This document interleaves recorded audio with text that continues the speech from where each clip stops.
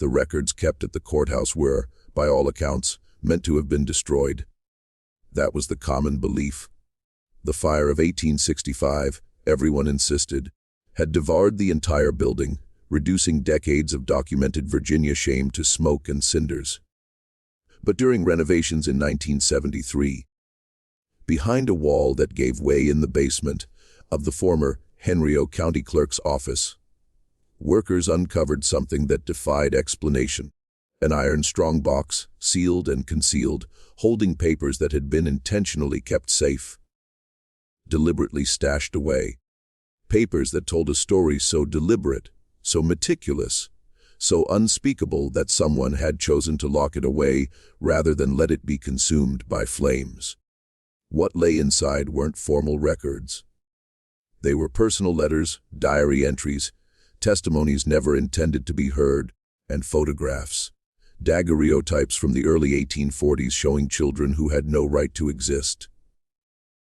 23 of them across 5 years, all sharing the same striking emerald green eyes and pale blonde hair. All born to enslaved women in Henry and Chesterfield counties. All from the same father. The images were chilling, small faces fixed on the camera with expressions far too aged for their years. Children clad in the rough clothing of slave quarters, yet with features that seemed lifted from a European portrait gallery. The eyes were what seized you first. Not blue, not gray, emerald green, luminous and clear and utterly unmistakable. And beside each photograph, written in careful script, were names, dates, plantations, and a single recurring word: his. The woman who discovered these documents brought them to a historian at the University of Virginia. The historian spent half a year verifying what she was looking at, referencing names with plantation ledgers, birth records, land deeds. Everything corroborated, everything was authentic. And when she finally published her findings in a small academic journal, the reaction was silence. Not debate, not indignation, just quiet. Because what do you do with evidence of something so methodical, so intentional that even 130 years later, people would rather act as though it never occurred? But it did occur. In the tobacco counties of central Virginia between 1839 and 1844, 23 children were born with emerald eyes and blonde hair. 23 children who bore no resemblance to their mothers. 23 children whose very existence testified to something that had no name under Virginia law. Because in 1840, enslaved women were not people. They were property. And you cannot commit a crime against property. Before we go further into this story, I need you to do something. Subscribe to the Sealed Room right now. Hit that notification bell because the stories we tell here, the truths we uncover, they matter. And I want to hear from you. Drop a comment telling me where you're watching from. What state, what city. Now, let's uncover what really happened in those Virginia counties between 1839 and 1844. The story doesn't start with an overseer noticing a pattern. It doesn't start with whispers moving between plantations. It starts with a woman named Ruth, 31 years old, standing in a cabin on a plantation called Fairview in April of 1839, holding a newborn baby and realizing with absolute certainty that her life had just been irrevocably altered. Not because of what the baby looked like, though that was impossible to overlook, but because she knew. She knew what had taken place. She knew who the father was, and she knew there was nothing she could do about it. Ruth had been born in Richmond, sold south to Fairview when she was 19, torn from her mother and 3 sisters in a transaction that took less time than purchasing a horse. She'd spent 12 years at Fairview, learning the rhythms of tobacco cultivation, learning which overseers to avoid, learning how to render herself useful enough, to stay invisible enough to endure.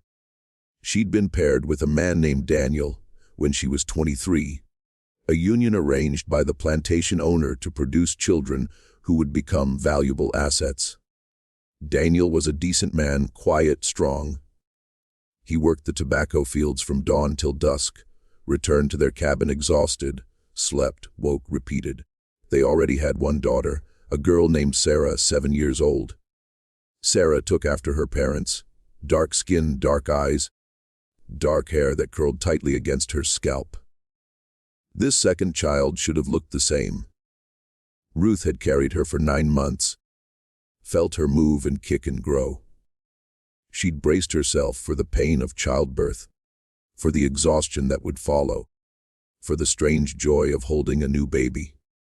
Despite everything, she had not braced herself for this. The baby girl in her arms had skin so pale it resembled cream, hair that came in blonde and fine, and eyes. God, those eyes, emerald green, bright as jewels, impossible. Ruth stared at her daughter and felt something splinter inside her chest. Not love, not yet, just recognition. This was evidence. This was proof. This child's face was a confession written in flesh and bone. The midwife who delivered the baby, an older woman named Patience, hadn't uttered a word. She'd cleaned the infant, cut the cord, wrapped her in cloth, and handed her to Ruth with an expression that said everything I know. You know, we both know. And neither of us can speak it aloud. Daniel came to the cabin an hour later. He'd been working the far fields, hadn't heard about the birth yet. He pushed through the door with that careful exhaustion he always carried, ready to meet his second daughter.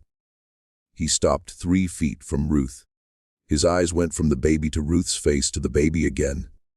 His mouth opened, closed, opened again. No words came out. That's not mine, he finally managed, his voice flat, hollow. She's yours, Ruth whispered. She has to be. Look at her, Ruth. Look at her eyes. Look at her hair. That child isn't mine. I haven't been with anyone else. You know that. You know I haven't.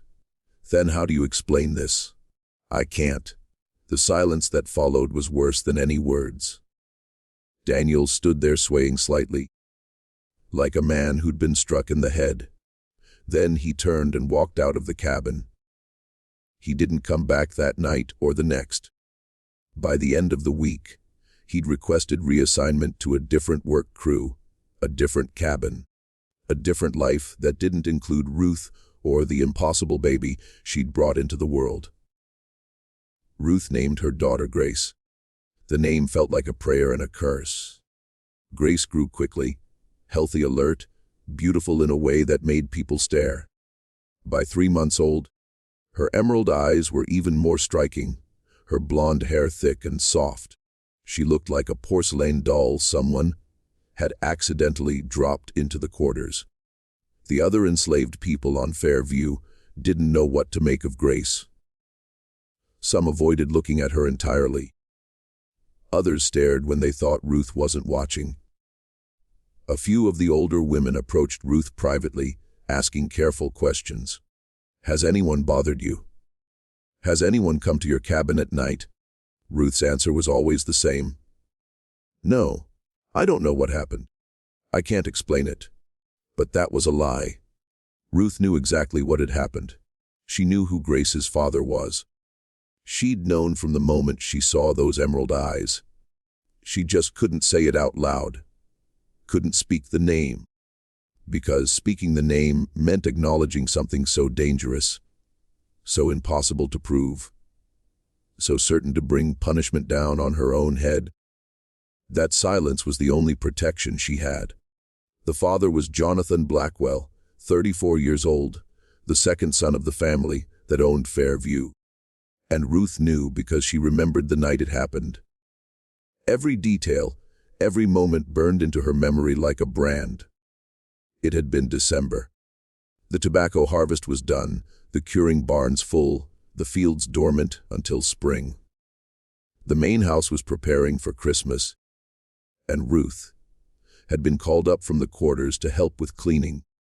The regular house staff was overwhelmed with preparations for a party the Blackwells were hosting, so they'd pulled in extra hands. Ruth scrubbed floors, washed windows, polished silver. work that made her back ache and her hands crack from the cold water and lye soap. She'd finished late past midnight and was heading back to the quarters when Jonathan Blackwell appeared in the hallway. He'd been drinking. She could smell it on him. Whiskey and tobacco and something else, something sharp and wrong. He blocked her path, smiled, asked where she was going. Ruth had kept her eyes down, murmured that she was returning to the quarters, tried to step around him. He'd moved to block her again. His hand had caught her arm. His grip was gentle at first, almost friendly, then tighter. What happened next lasted maybe 10 minutes, maybe less. Time fractured and stretched in ways Ruth couldn't track. There was a room, a door that locked.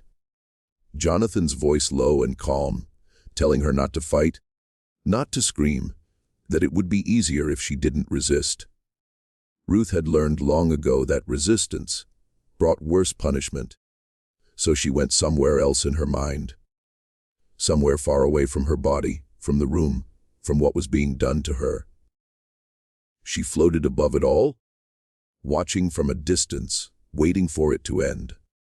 When it was over, Jonathan had straightened his clothes, told her she could go, warned her not to speak of this to anyone.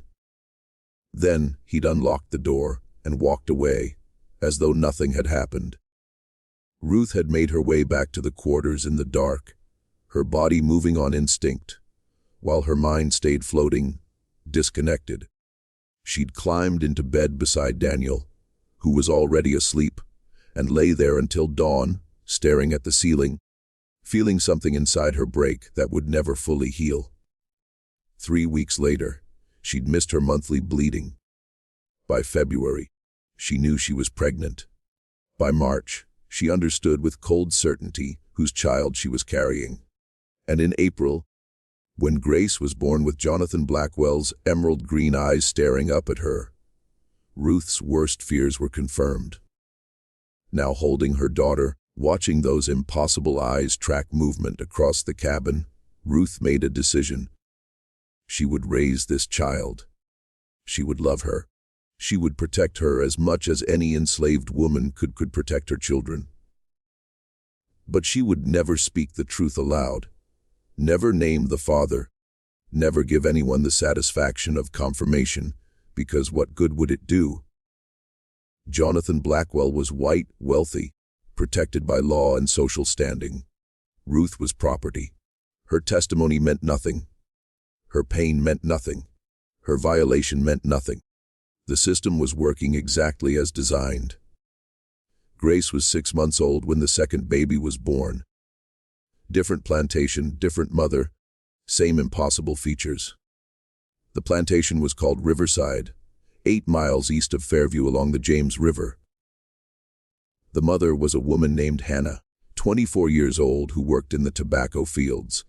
The baby was a boy, blonde hair, emerald green eyes, pale skin that looked translucent in the lamplight. Hannah's reaction was different from Ruth's. She screamed when she saw her son, screamed and screamed until the midwife had to physically restrain her, hand clamped over Hannah's mouth, hissing at her to be quiet before she brought the overseer running. Hannah's partner, a man named Jacob, took one look at the baby and walked out, never came back. Hannah refused to hold her son for 3 days, refused to feed him, refused to even look at him. Finally, another woman in the quarters, someone who'd given birth herself too many times to count, forced Hannah to understand. You either feed this baby or he dies. And if he dies, they'll blame you. They'll punish you. He's your child now, whether you want him or not. Hannah named him Thomas, and she fed him, and she kept him alive. But she never stopped hating him. Never stopped seeing his emerald eyes as evidence of something she couldn't speak about, couldn't process, couldn't survive if she let herself feel it fully. The news traveled slowly at first, plantation to plantation along the James River, carried by traders who stopped at multiple landings, by enslaved people who had family connections across county lines, by the invisible network of communication that existed beneath the surface of Virginia society. Two babies, different plantations, same impossible features. People started paying attention. The third birth happened in January of 1840, at a plantation called Meadowbrook, 12 miles north of Richmond. The mother was a woman named Esther, 19 years old, who'd been assigned to work in the main house kitchen. The baby was a girl, emerald eyes, blonde hair so pale it looked white in the winter sun. Esther's recorded partner, a man named Moses, disappeared the night the baby was born. Just walked off the plantation.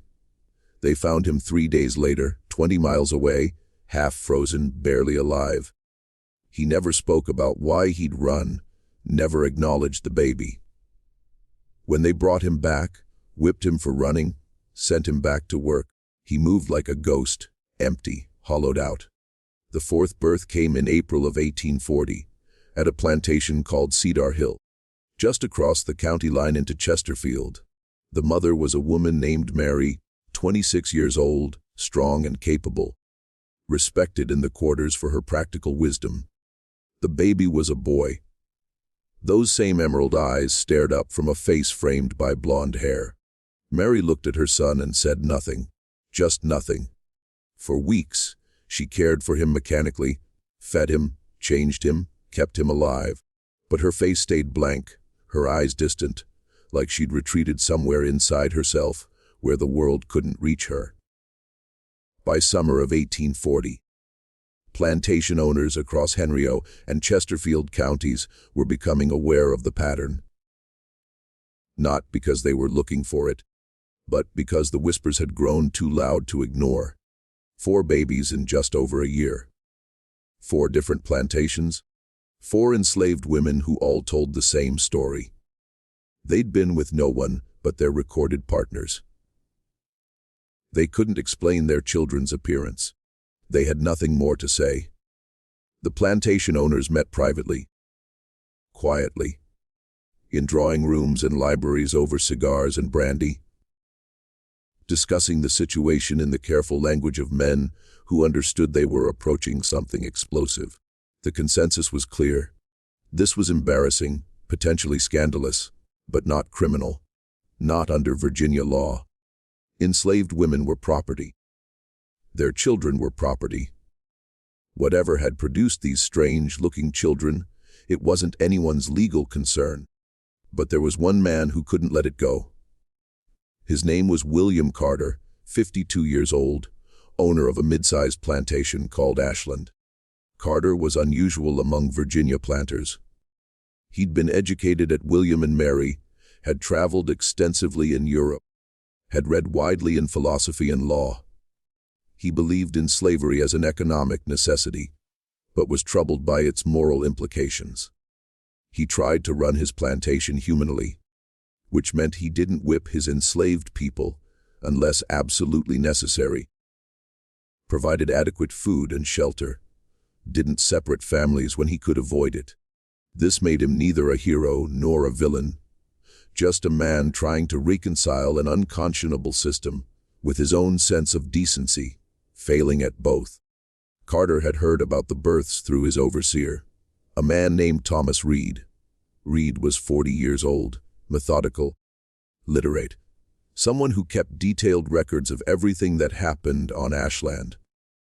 Reed had mentioned the pattern casually one evening in May of 1840, discussing plantation gossip as he and Carter reviewed the season's accounts. "I heard about another one of those strange births," Reed had said, running his finger down a column of numbers. "Over at Cedar Hill this time. Same as the others. Blonde hair, green eyes. Mother swears she's been with no one but her man." "How many does that make now?" Carter had asked, only half paying attention. "4 that I know of. Maybe more that haven't been talked about." Carter had looked up from the ledgers. 4. In how long? Just over a year. All within about 15 miles of here. That's not coincidence. No, sir. I don't believe it is. Carter set down his pen and gave Reed his full attention. "Tell me everything you've heard." Reed laid out what he knew. The dates, the plantations, the mothers' names, the identical features of the children. The insistence from every mother that they'd been with no one but their recorded partners. The pattern was undeniable, once you saw it laid out plainly. Someone is fathering these children, Carter said slowly. Someone who has access to multiple plantations. Someone who moves between properties without drawing attention.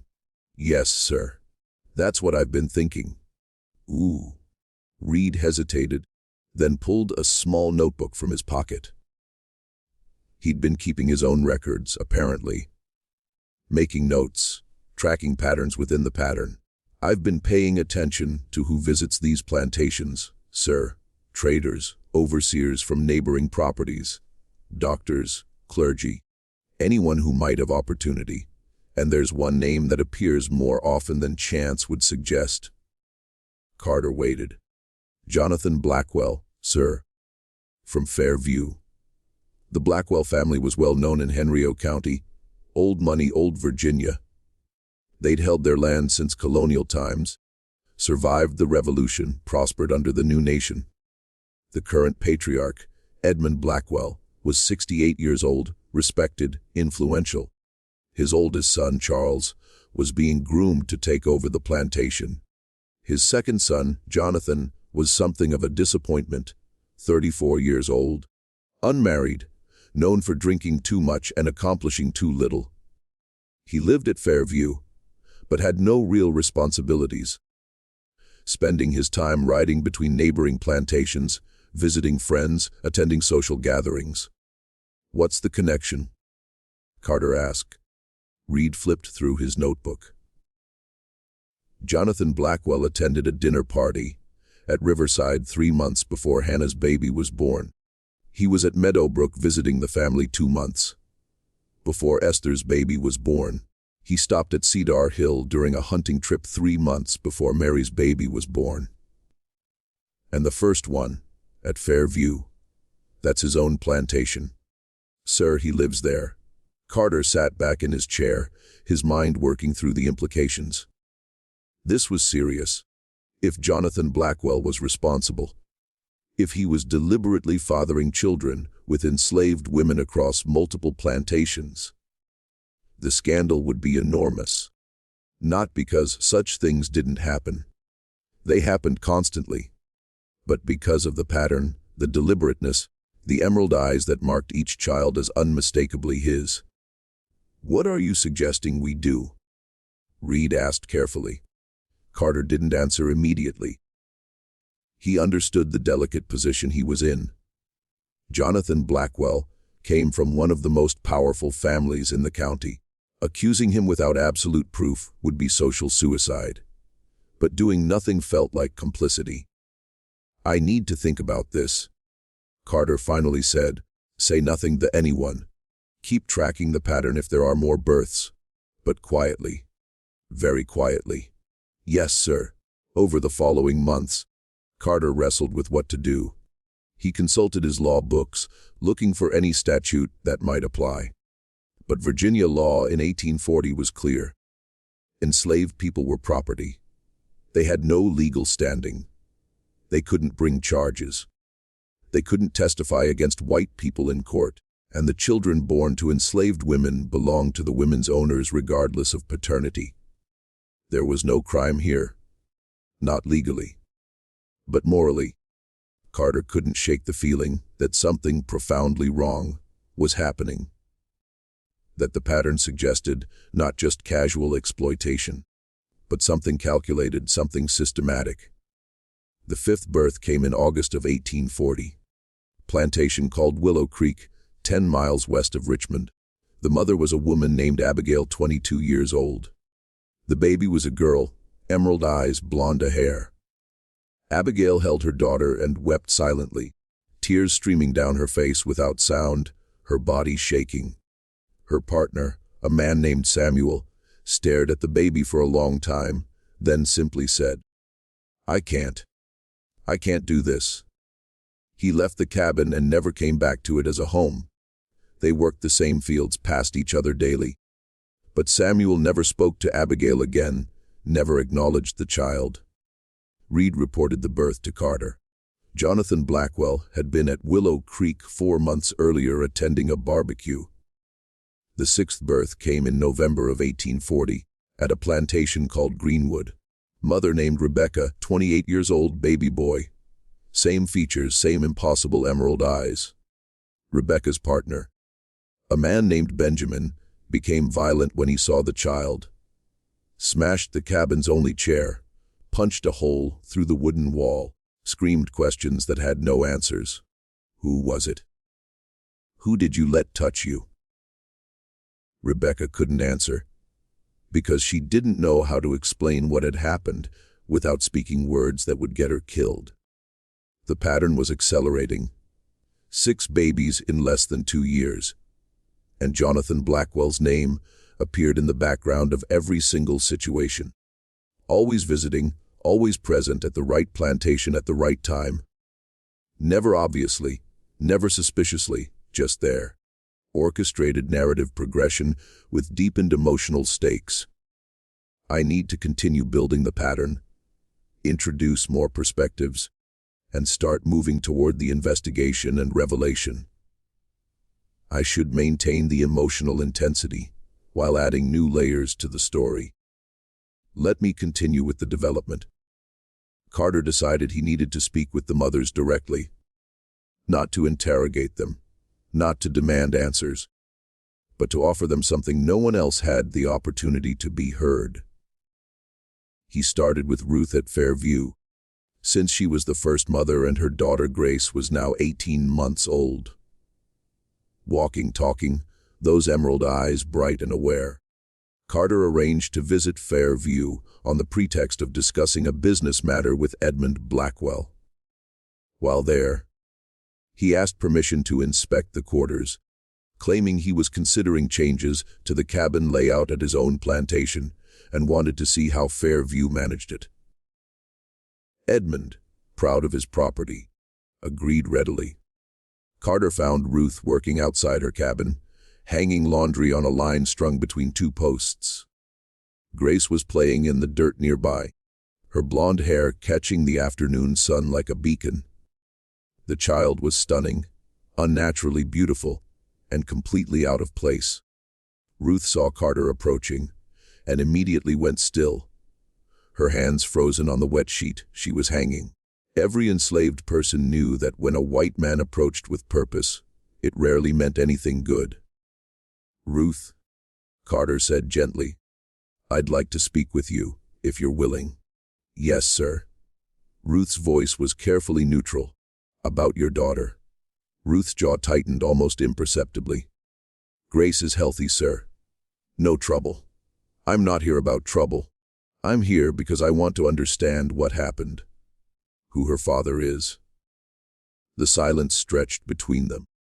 Grace babbled something in her toddler language, oblivious to the tension. Daniel is her father, sir. Ruth finally said, That's what the records show. Ruth, I know that's not true. And I think you know who the real father is. Ruth turned to face him directly for the first time. Her eyes were hard, guarded, filled with something Carter couldn't quite name, grief, maybe, or rage buried so deep it had turned to stone. With respect, sir, what difference does it make who I think the father is? I'm property. My daughter is property. Property doesn't get to name fathers. Property doesn't get justice. Property just survives. I want to help. Ruth laughed, a sharp, bitter sound. Help? How, sir? You going to give me my freedom? You going to make my daughter free? You going to arrest a white man based on the testimony of a slave woman? Because unless you can do one of those things, your help is just words. Carter felt the truth of her words like a physical blow. She was right. Completely right. He had no real power to help her, no legal avenue to pursue, no way to deliver justice even if she told him everything. But I can document what happened, Carter said quietly. I can create a record so that someday, when things change, when the law changes, there's evidence. There's truth preserved. Truth doesn't matter without power, sir. Maybe not now. But someday it might. Ruth stared at him for a long moment, evaluating, deciding whether this white man was sincere or just another kind of danger. Finally she spoke, her voice low and controlled. His name is Jonathan Blackwell. He came to me in December of 1838. I was working in the main house. He cornered me, locked a door, told me not to fight. I didn't fight because I wanted to live. I didn't scream because I wanted to wake up the next morning. I didn't tell anyone because who would believe me? Who would care? 9 months later, Grace was born. And every time I look at her eyes, I see his eyes. Every time I hear her laugh, I remember that night. Every time I hold her, I feel him still touching me. That's the truth, sir. You want to write it down. Write it down. But it won't change anything. It won't punish him. It won't protect the next woman. It won't make my daughter any less a slave. It won't make me any less property. Carter felt something break inside his chest. The casual way she spoke about her own violation. The matter of fact acceptance that nothing would change, the understanding that her truth had no value in the world they lived in. I'm sorry, he managed. I'm so sorry. Sorry doesn't help either, sir. Ruth turned back to her laundry. If you're done asking questions, I need to finish my work before dark. Carter left Fairview shaken. He'd known intellectually that the system was cruel, that enslaved people suffered in ways he could barely comprehend. But hearing Ruth speak so plainly about her violation, about the absolute powerlessness of her position, made it real in a way that abstract knowledge never could. He visited the other mothers over the following weeks, traveled to Riverside, to Meadowbrook, to Cedar Hill, to Willow Creek, to Greenwood. Each time he used some pretext to gain access to the quarters, to speak with the women privately, and each time the story was the same. Jonathan Blackwell. Access to the main house or to isolated locations, a locked room or a threat, or simply the understanding that resistance was pointless. Violation, silence. 9 months later, a baby with emerald eyes. Hannah at Riverside told him through tears. He said if I screamed, he'd have me whipped. So I didn't scream. Esther at Meadowbrook told him while staring at the ground. He smelled like whiskey and tobacco. I remember that smell. I still smell it sometimes and I can't breathe. Mary at Cedar Hill told him in a flat, dead voicey. I stopped fighting after the first minute. What's the point? He was going to do what he wanted. I just wanted it to be over. Abigail at Willow Creek couldn't speak at all. She just nodded when Carter said Jonathan's name. Nodded and closed her eyes and stood there, trembling. Rebecca at Greenwood told him with anger burning in every word. You want to know who the father is? Look at my son's eyes. They're his eyes. That's all the proof you need. That's all the proof that matters. And it means nothing because we're property and property can't be raped. Carter documented everything. Dates, names, testimonies. He cross-referenced Jonathan Blackwell's movements, confirming his presence at each plantation during the crucial time periods. The evidence was overwhelming, undeniable, completely useless under Virginia law. By spring of 1841, there were 8 children. The pattern was so clear, so unmistakable that even plantation owners, who'd initially dismissed it as coincidence, had to acknowledge something was happening. But acknowledging it and doing something about it were different matters. Carter tried to approach Edmund Blackwell directly. He requested a meeting, was granted one, sat in Edmund's study, surrounded by portraits of Blackwell ancestors, and tried to explain what his son had done. Edmund listened in stony silence. When Carter finished, Edmund stood and walked to the window, his back to Carter. My son is not a rapist, Edmund said quietly. Edmund, the evidence. There is no evidence.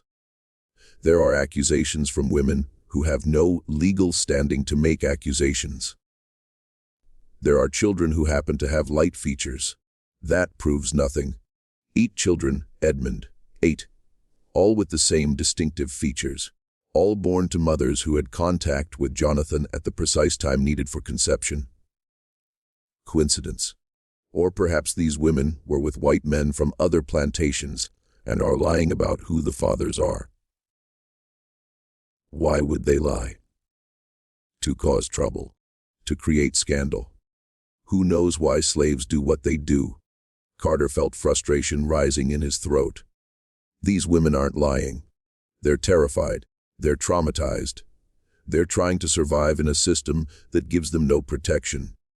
This conversation is over, Edmund said, turning back to face Carter. His face was hard closed. My son is innocent. These accusations are slander. If you repeat them publicly, I will destroy you. I will ruin your reputation, your business, your standing in this county. Do you understand, Mr. Carter? Do you understand? Yes. Carter stood, defeated. I understand. He left Fairview, knowing the battle was lost before it had begun. The Blackwell family had too much power, too much influence, and the law itself was on their side. Because in Virginia in 1841, enslaved women were not people. They were property. And you cannot commit a crime against property. The births continued through 1841 and 1842.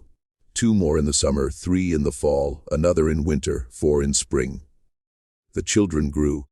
Grace at Fairview was now 3 years old, speaking in full sentences, asking questions about why she looked different from the other children in the quarters. Thomas at Riverside was too bright and curious, reaching for his mother, who still flinched every time she saw his emerald eyes. The babies born more recently were still infants, but already their distinctive features were setting them apart, marking them as different, as evidence of something no one wanted to acknowledge. The women started meeting in secret. Not all of them, but some. The ones who could find ways to slip away from their plantations unnoticed, who had family connections or work assignments that brought them to the same locations. They met at a church on the outskirts of Richmond, a small building where free black people and enslaved people who had permission to attend services gathered on Sunday afternoons. The church was called Mount Zion, and its minister was a man named Reverend Isaiah Grant, 47 years old, born free in Philadelphia, who'd come to Virginia to preach despite the dangers of being a free black man in a slave state. Reverend Grant had noticed the women, the way they sat together, the way they looked at each other with recognition that went deeper than normal fellowship, the way they held their strange-looking children close, protective, ashamed, defiant all at once. He'd heard the rumors, of course. Everyone had. The babies with emerald eyes, the pattern that suggested something deliberate, something monstrous. One Sunday in June of 1842, after the service ended and most people had left, Reverend Grant approached Ruth. She was sitting on a bench outside the church, Grace playing nearby with the other children. The little girl was 4 now, her blonde hair long and carefully braided, her emerald eyes bright as she chased another child around a tree. Sister Ruth, Reverend Grant said gently. May I speak with you? Ruth looked up. Weary? Yes, Reverend. I've been watching you and some of the other women, the ones with children like yours. Children who look like they've been touched by something impossible. Ruth's face went carefully blank. I don't know what you mean, Reverend. I think you do. And I think you're carrying something too heavy to carry alone. The words broke something in Ruth. She started crying. Not the silent tears she'd learned to hide, but deep, wrenching sobs that came from somewhere she'd kept locked away for years. Reverend Grant sat beside her, said nothing, just waited.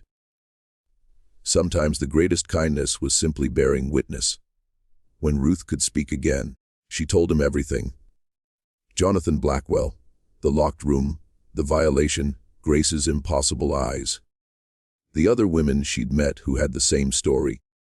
The same nightmare, the same children marked by the same man. She told him about William Carter's investigation, about Edmund Blackwell's threats, about the absolute impossibility of justice under Virginia law. Reverend Grant listened to it all. When Ruth finished, he was quiet for a long time, his face grave. "How many women?" he finally asked. "That I know of. 9, but I think there might be more who haven't spoken, who are too afraid." "And the children?" 14. The oldest is Grace. The youngest was born last month. Reverend Grant stood and paced a few steps, thinking. Ruth watched him, hoping for something. Wisdom, comfort, some way forward that didn't exist. "The law won't protect you," Reverend Grant said. "We both know that. Virginia law sees you as property. Your testimony means nothing. Your pain means nothing. Your children are property that belongs to your owners. There's no legal recourse." "I know. But there are other kinds of power besides the law." Ruth looked at him sharply. "What do you mean?" "I mean that Virginia's planters care deeply about reputation, about social standing, about how they're seen by their peers. A legal case might be impossible, but public scandal, public shame, that's something they fear. You want us to speak publicly." Ruth's voice was incredulous. "They'd kill us, or sell us away from our children. Or worse. Not you. You can't speak. Your voices don't carry in this world. But mine does. I'm free. I have standing. I can write. I can publish. I can tell your story in ways that reach people who matter.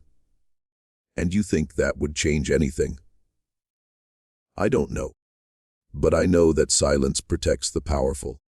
And I know that sometimes the only weapon the powerless have is truth spoken loudly enough that people can't ignore it." Ruth considered this. The idea was terrifying, dangerous. It could bring punishment down on her, on the other women, on their children. But it could also do something they'd never been able to do themselves.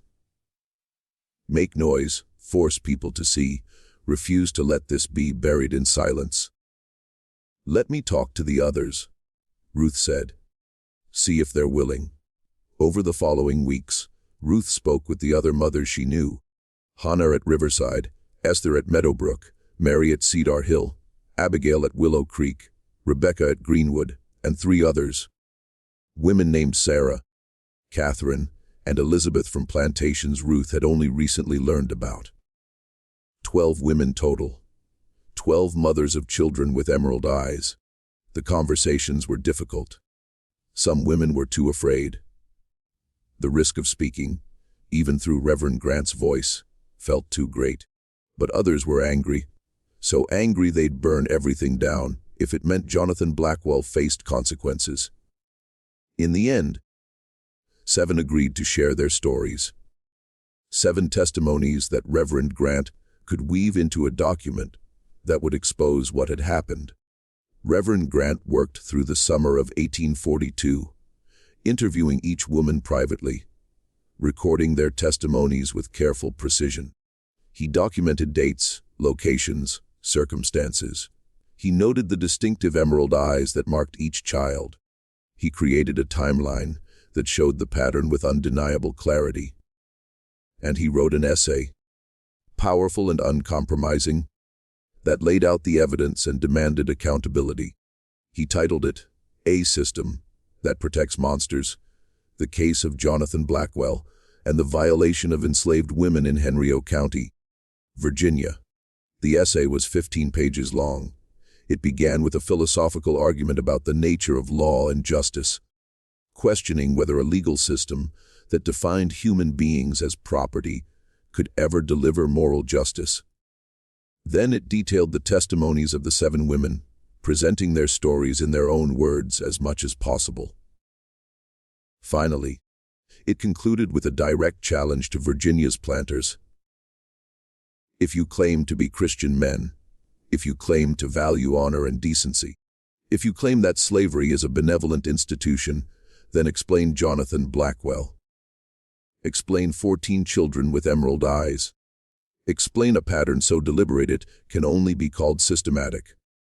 Explain your silence. Reverend Grant knew the essay was dangerous.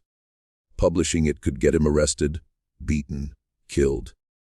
Free black men who challenged the system didn't survive long in Virginia. But he also knew that silence was complicity, and he'd rather die speaking truth than live as an accomplice to horror. He sent the essay to 3 publications: an abolitionist newspaper in Philadelphia, a religious journal in Boston, and a small Richmond paper known for occasionally publishing controversial pieces. The Philadelphia paper printed it in September of 1842. The Boston Journal printed it in October.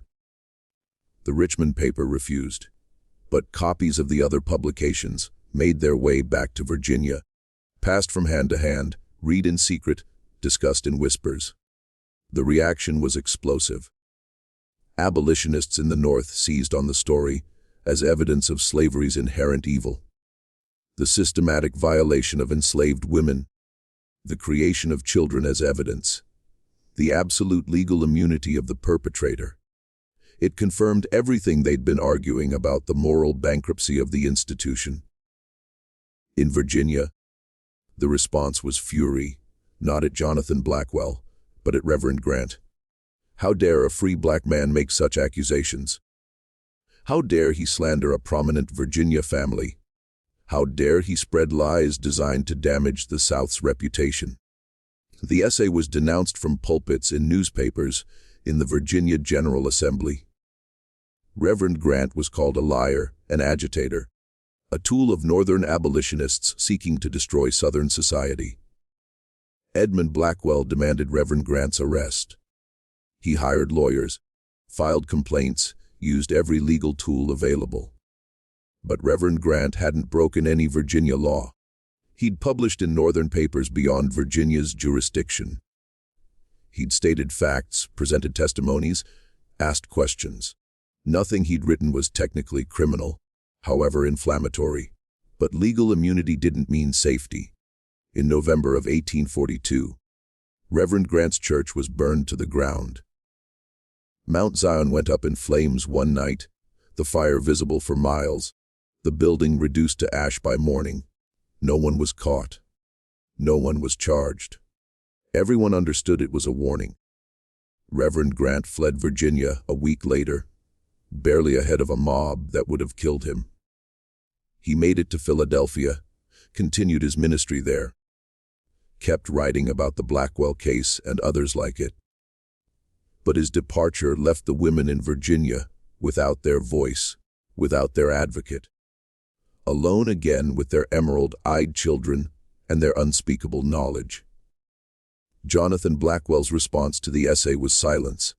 He didn't deny the accusations, didn't defend himself, didn't speak publicly at all. He simply continued his life as before, riding between plantations, attending social gatherings, drinking too much, accomplishing too little. The only change was subtle. He stopped visiting plantations outside Fairview, stopped attending dinner parties and barbecues at neighboring properties. He stayed home, within his family's protection, surrounded by people who would never question him. Because that's what the system did. It protected men like Jonathan Blackwell. It gave them absolute power over people defined as property. It made their crimes invisible, their violations legal, their victims silent. And when someone tried to speak truth, when someone tried to pierce that silence, the system crushed them, burned their churches, drove them into exile, preserved the power structure at any cost. The births continued through 1843. 3 more children, all with emerald eyes, all born to women at Fairview, Jonathan's own plantation, where he no longer needed to travel elsewhere. The pattern had shifted, but not stopped. He just narrowed his hunting ground. William Carter watched all of this with growing despair. He documented everything in his private papers. The testimonies, The pattern, Reverend Grant's essay, the violent response, the continued births. He had a comprehensive record of a systematic crime that was not legally a crime, evidence that meant nothing, truth that had no power. In spring of 1844, Carter made one final attempt. He requested a meeting with Virginia's governor, James McDowell, a man known for his relatively moderate views on slavery. Carter traveled to Richmond, presented his evidence, laid out the case with clinical precision. 18 children now. 18. All with distinctive emerald green eyes and blonde hair, all born to enslaved women in Henrio and Chesterfield counties, all fathered by one man, Jonathan Blackwell. Governor McDowell listened politely, reviewed the documents Carter had brought, asked careful questions, then gave Carter an answer that was both honest and devastating. Mr. Carter, everything you've shown me is likely true. The pattern is undeniable. The evidence is compelling. Jonathan Blackwell is almost certainly guilty of exactly what you're accusing him of. But under Virginia law, he has committed no crime. Enslaved women are property. Their owners might have civil complaints about damage to their property, but the women themselves have no standing to bring criminal charges. And even if they did, their testimony would not be admissible against a white man in court. There is no legal mechanism to prosecute Jonathan Blackwell. None. The law is working exactly as the legislature designed it. So we do nothing. Carter asked, hearing the bitterness in his own voice. What would you have me do? The governor's tone was not unkind, just tired, just realistic. Change the law. Make enslaved people persons under the law. Give them rights, legal standing, the ability to testify against white people. Do you understand what that would mean? It would unravel the entire system. Every plantation owner in Virginia would rise up against it. The legislature would never pass it. And if by some miracle they did, it would tear this state apart. So the system is more important than justice. The system is justice, Mr. Carter. At least that's what our laws say. Our laws define justice as the protection of property rights. Enslaved people are property. Their owners' rights must be protected. That's the foundation Virginia is built on. You can argue it's wrong. You can call it immoral. You can rage against it. But you can't change it through the legal system because the legal system is designed to preserve it. Carter left Richmond understanding that he'd reached the end. There was nothing more he could do. The law wouldn't help. Public pressure wouldn't work. The system was too strong, too entrenched, too invested in protecting men like Jonathan Blackwell. He went home to Ashland, filed his papers away in a strong box, and tried to return to normal life. But normal felt impossible now. Every day he ran his plantation, he was participating in the same system that had made the Blackwell case possible. Every day he benefited from the same laws that denied justice to those 18 mothers. The final birth in the pattern came in August of 1844. Fairview Plantation. Mother named Margaret, 21 years old. Baby girl, emerald eyes, blonde hair so pale it looked like spun silver. Margaret looked at her daughter and said 7 words that would stay with everyone who heard them. This is the last one he'll make. 3 days later, Jonathan Blackwell was found dead in his bedroom at Fairview. The official cause was heart failure. He was 39 years old, relatively healthy. No history of heart problems. The doctor who examined the body, a man named Frederick Morris, who'd been serving the Blackwell family for years, wrote "natural causes" on the death certificate without hesitation.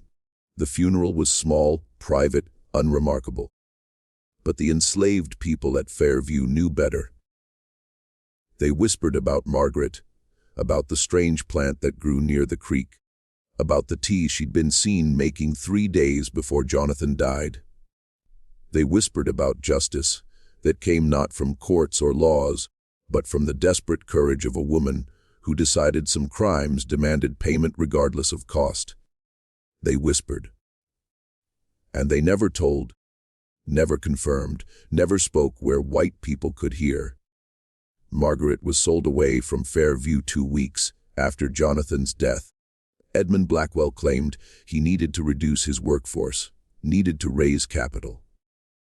Margaret was sent to a plantation in Georgia, separated from her infant daughter, who remained at Fairview as property. The baby was raised by another woman in the quarters, grew up never knowing her mother, carrying emerald eyes and blonde hair as the only evidence of where she'd come from. The other children grew up scattered across Virginia. Some remained on the plantations where they were born. Others were sold as they got older, their distinctive appearance making them valuable for certain purposes. The girls especially were sought after by traders who dealt in what the system called fancy trade. Enslaved women with light could be sold for sexual exploitation to wealthy men who wanted the appearance of greatness without the social complications of relationships with white women. Grace, Ruth's daughter, was sold when she was 12, sent to New Orleans, where her emerald eyes and blonde hair made her valuable. Ruth never saw her again, never knew what became of her. Spent the rest of her life wondering if Grace was alive, if she was suffering, if she remembered her mother at all. Thomas, Hannah's son, was kept at Riverside until he was 15, then sold to a plantation in South Carolina. Hannah died 2 years later. Some said it was fever. Others said it was a broken heart. Though that wasn't something doctors wrote on death certificates. The pattern of births stopped after Jonathan Blackwell's death. No more emerald-eyed children appeared in Henrio or Chesterfield counties. The whispers faded. The scandal became history. The children remained, but as they were sold away, scattered across the South, the visible evidence of what had happened disappeared. Within 10 years, most people had forgotten, or pretended to forget, which amounted to the same thing. William Carter kept his records. When the Civil War came, when Virginia seceded, when the fighting tore through the countryside, Carter hid his strong box in the basement of his house. He survived the war, barely, watched his plantation burn, watched the world he'd known collapse. When slavery ended, when the 13th Amendment made it unconstitutional to own human beings as property, Carter felt something he hadn't expected. Not triumph, not vindication, just profound exhaustion. He died in 1872 at the age of 84. His papers were inherited by his daughter, who'd married a Richmond lawyer. She found the strong box, read the documents inside, and was horrified by what her father had documented. The systematic violation of enslaved women, the 18 children with emerald eyes, Jonathan Blackwell's impunity, Margaret's possible revenge, the absolute failure of law and justice. She didn't know what to do with this information. So she did what many people did with uncomfortable truths. She hid it. Put the strong box back in the basement, told no one, let it sit in darkness.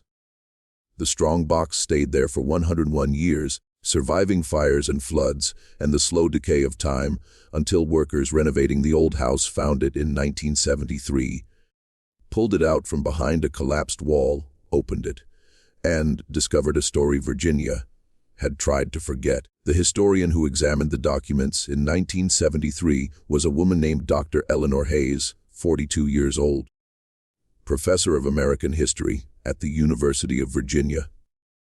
She'd spent her career studying the Antebellum South, focusing on the lives of enslaved people whose stories had been deliberately erased from official records. When the construction workers brought her the strong box, not knowing what else to do with century-old papers that seemed important, Dr. Hayes understood immediately what she was looking at.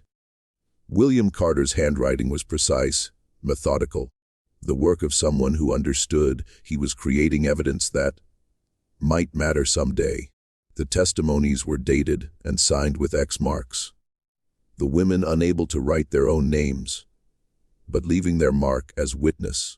The timeline was meticulous, showing Jonathan Blackwell's presence at each plantation exactly 3 months before each birth.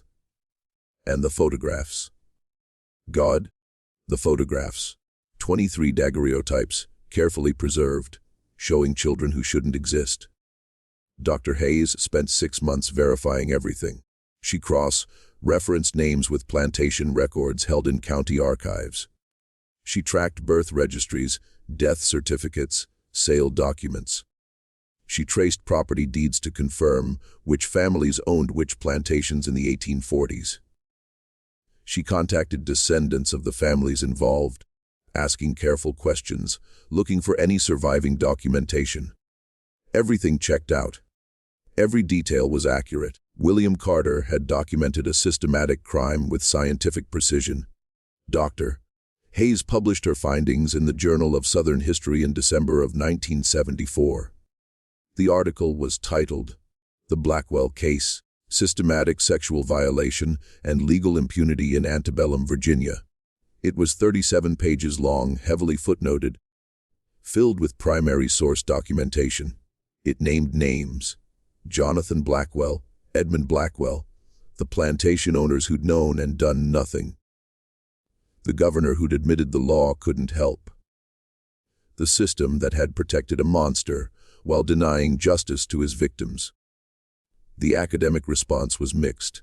Some historians praised Dr. Hayes for bringing this story to light, for using rigorous methodology to document something that slavery's defenders had always denied: the systematic sexual exploitation of enslaved women, the calculated nature of the abuse, the complete legal immunity of the perpetrators. But others criticized her harshly.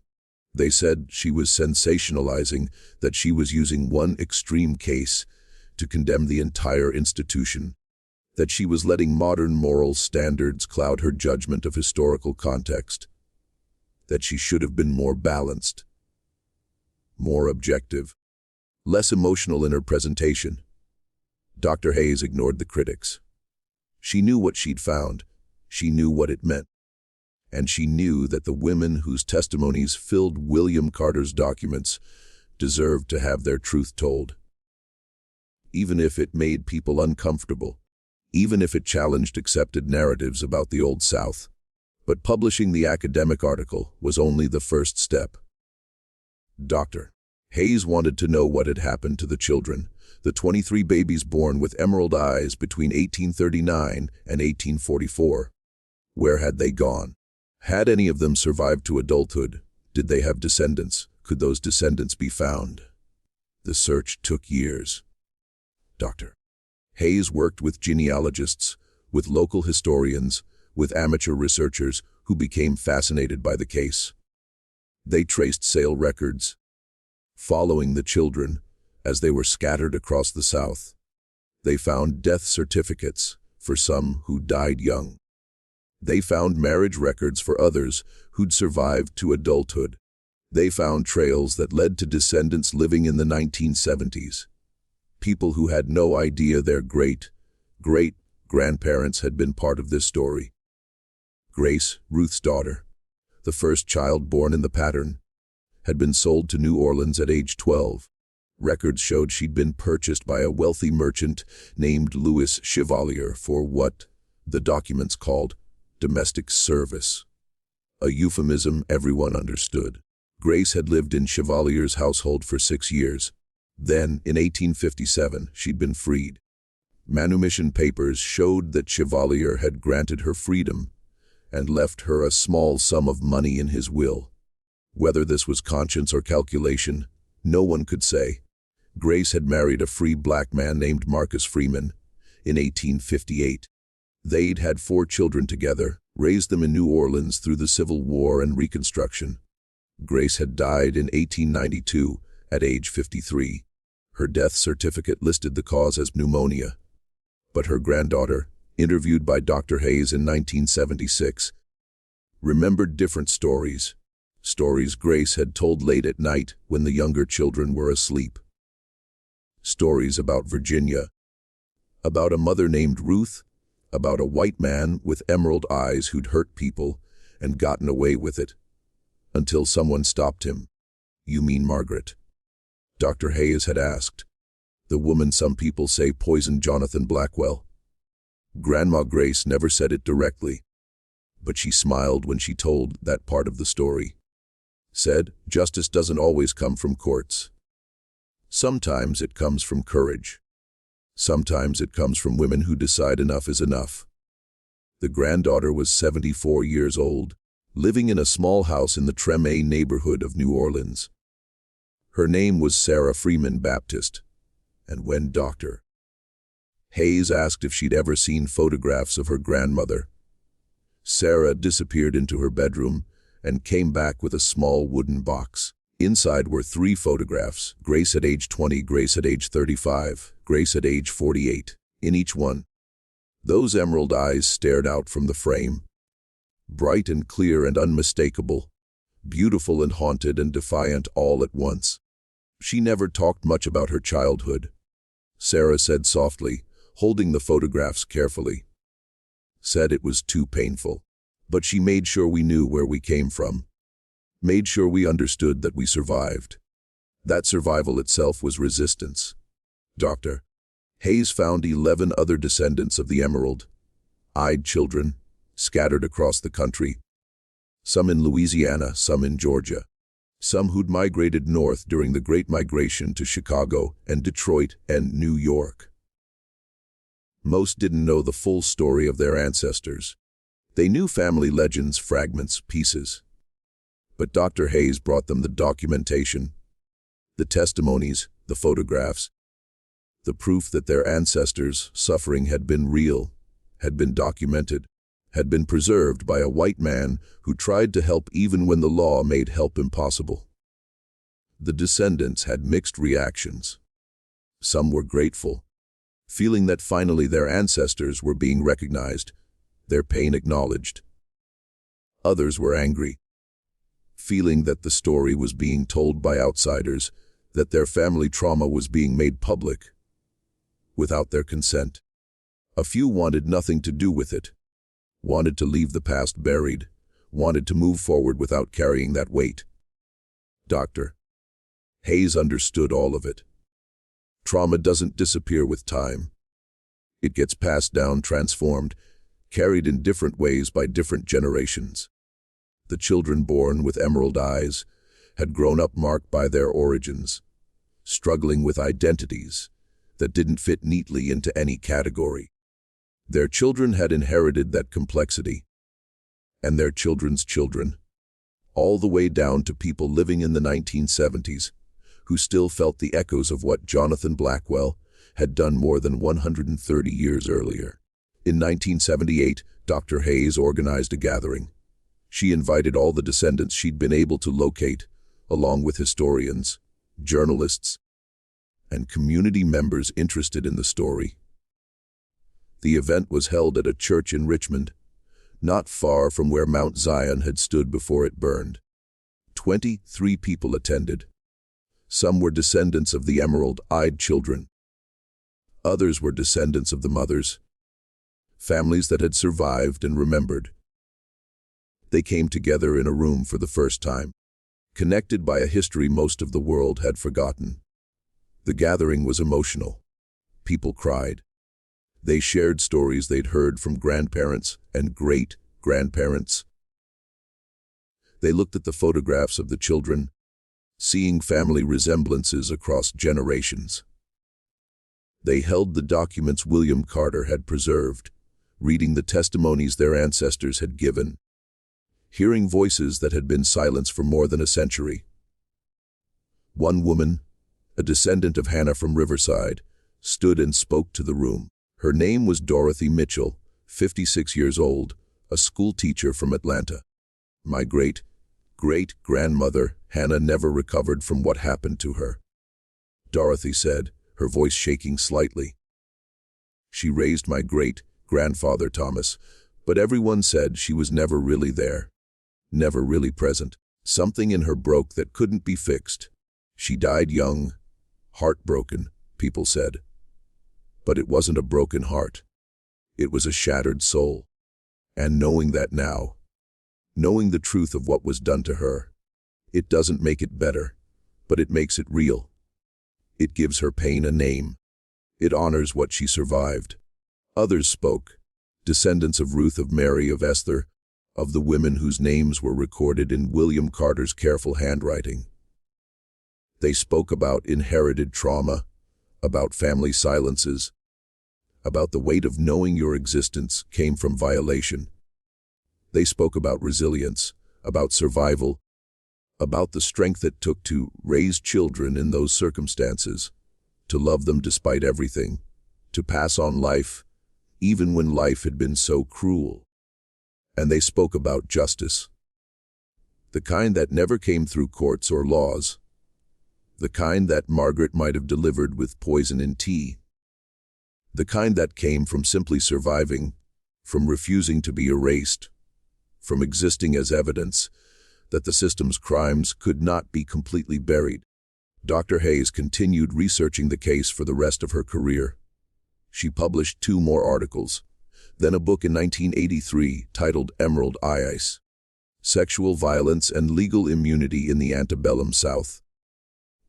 The book used the Blackwell case as a lens to examine the broader patterns of systematic sexual exploitation under slavery. The way the law was deliberately structured to deny enslaved women any protection. The way plantation owners and their sons could violate women with absolute impunity. The way the children born from those violations were evidence that couldn't be spoken, proof that couldn't be acknowledged, truth that had to be hidden to preserve the fiction that slavery was a benevolent institution. The book won awards. It became required reading in many university courses on American history. It brought the Blackwell case into the broader conversation about slavery's horrors, about the specific ways enslaved women suffered, about the intersection of racial and sexual violence that defined the institution. But more importantly, it gave the women and their descendants something they'd never had: recognition, acknowledgement, a place in history that wasn't hidden or erased or explained away. Ruth, Hannah, Esther, Mary, Abigail, Rebecca, Sarah, Catherine, Elizabeth, Margaret, and the others whose names appeared in the records. They were no longer just property, no longer just victims. They were human beings whose suffering mattered, whose voices deserved to be heard, whose truth had survived despite every attempt to bury it.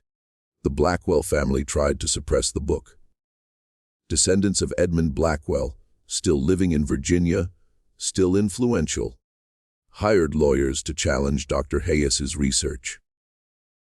They claimed the documents were fraudulent, that William Carter had fabricated the testimonies, that Jonathan Blackwell had been slandered. They threatened lawsuits. They pressured the publisher. They tried everything they could to prevent the story from spreading. They failed. The documentation was too solid, the evidence too compelling, the photographs too real. You could deny testimony. You could question documents. But you couldn't explain away 23 children with emerald eyes who'd been photographed, documented, tracked through sale records and birth registries. They existed. Their descendants existed. The truth existed. In 1991, the state of Virginia erected a historical marker near the site where Fairview Plantation once stood. The marker read, "On this site stood Fairview, a tobacco plantation where systematic sexual violence against enslaved women occurred between 1839 and 1844. 23 children were born from these crimes, marked by distinctive features that served as evidence the legal system refused to acknowledge. This marker stands in memory of the victims and in recognition that justice delayed for more than a century is still justice owed." The marker was vandalized twice, torn down once, but it was replaced each time. Eventually, people stopped destroying it. Eventually, it became part of the landscape, a reminder that couldn't be erased. Dr. Eleanor Hayes died in 2006 at age 75. She'd spent 33 years researching and writing about the Blackwell case, about the women who'd suffered, about the children who'd survived, about the descendants who carried that history forward. Her papers and research materials were donated to the Library of Virginia, where they remain accessible to anyone who wants to understand this chapter of American history. The emerald-eyed children's descendants continue to gather occasionally, not every year, but sometimes. They stay connected through the shared knowledge of where they came from, what their ancestors survived, how their very existence is evidence of both horror and resilience. Some have done DNA testing, confirming what the photographs and documents already showed. They carry Jonathan Blackwell's genes. The man who violated their great-great-grandmothers is in their blood, in their features, in the emerald eyes that still appear in some family lines generation after generation. It's a complicated inheritance. DNA from a rapist, features that mark them as connected to violence. But they've chosen to see it differently, not as shame, but as survival. Their ancestors endured the unendurable, raised children under impossible circumstances, passed on life despite everything. That's the legacy they claim, not the crime, but the courage that followed it. The story of Virginia's emerald-eyed children reveals something essential about American slavery that's often obscured in more sanitized historical narratives. The institution wasn't just about labor exploitation or economic calculation. It was about absolute power wielded over people who had been legally stripped of their humanity. It was about the systematic denial of personhood, the reduction of human beings to property, the creation of a legal framework that made the most monstrous crimes invisible. Jonathan Blackwell was not an aberration. He was the system working exactly as designed. A white man with access, opportunity, and complete legal immunity. The law protected him because the law was written to protect men like him. The women he violated had no recourse because they were property. Their children became property. Their pain became invisible. Their truth became unspeakable. What makes the Blackwell case unusual is not that it happened. It's that it was documented. That William Carter preserved evidence. That Reverend Grant published testimonies. That Dr. Hayes found the records and brought them to light. Most cases like this disappeared without trace. The women suffered in silence. The children grew up marked but unnamed. The perpetrators died peacefully, their crimes buried with them. But this case survived. The truth survived. 23 children with emerald eyes, who became hundreds of descendants who exist today, carrying that history in their genes and their memories. They are living evidence that some truths refuse to stay buried. The documentation matters. That preservation of even the most painful stories serves justice in ways that take generations to understand. The system that made the Blackwell case possible no longer exists. Slavery ended. The 13th Amendment declared that owning human beings as property was unconstitutional.